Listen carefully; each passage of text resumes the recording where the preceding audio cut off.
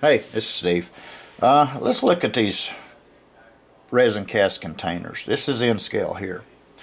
You can get them in a variety of different sizes and setups. These here are singles, of course, and detail's pretty decent on them. Sometimes you get excellent detail, sometimes you get some flaws, and sometimes you can correct them, sometimes you can't, sometimes you don't want to, okay, because we've got to have some damaged ones laying around. But those are singles.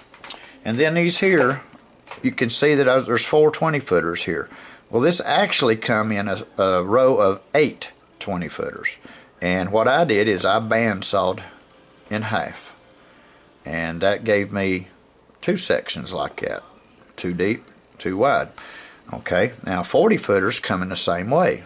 And then I just bandsawed them apart and had 2 stacks of 2. Okay. So I commenced to gluing them all together at that point, making my stacks of 3 high. Get you some decals of whatever you want. Paint these daggone things. Now these here I just painted with common crayon. I mean, they're going to be in the back. It's going to be hard to see. If you get a flaw, no big deal. Just detail them a little bit. Flaws come right out of them. But as you can see, I did a stack of 12 APL containers, 20-footers. These look good. I love these.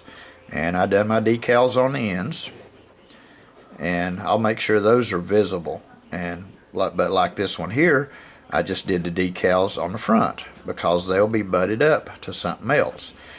But we'll look at the back of them. As you can see, this is why I use them for a backdrop, because I've only got the ends and the front that look good. The back is pitiful, but you know, that's part of it. So I mean, as you can see right there, that don't look bad. I mean, it's a row of containers, and just paint different colors. But I kind of like them. I like the way they turned out. Same thing on the 40-footers.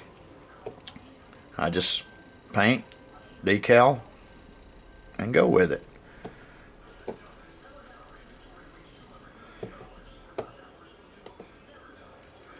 Just do your variety of colors, you know, make it pretty.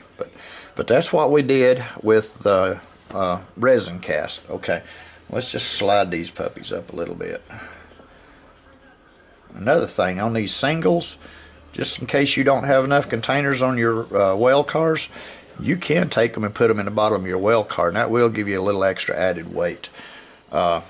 Another way to do this is pink foam. Or if you want to do a piece of plywood that thick, go ahead. Run you some copies off of the containers on the computer.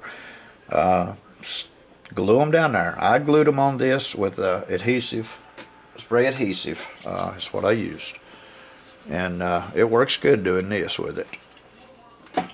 But I just sprayed it and stuck my copies to it. I done the fronts and I done the tops, and on some of them I done ends.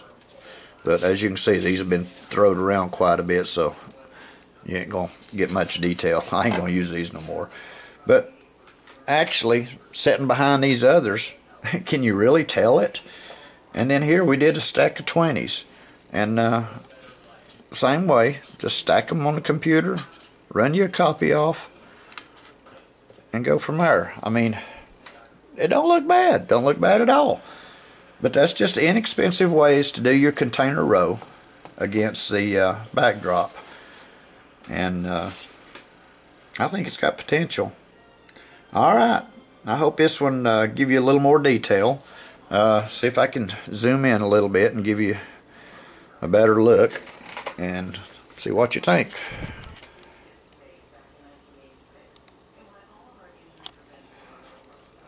Just bear with me. I'm going to try to do this very easy. I mean, you can see on the top of the foam back there, some of them have flaws, but that's because I got in a hurry. It ain't because of the product. It's because I got in a hurry.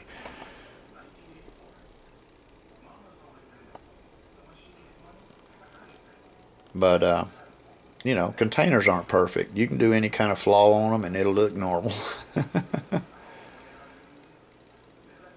Alright, well, I hope this helps a little bit, but look at that, ain't that looks good. Okay, well, that ought to be it on this one. let me know what you think of these things. All right, appreciate it.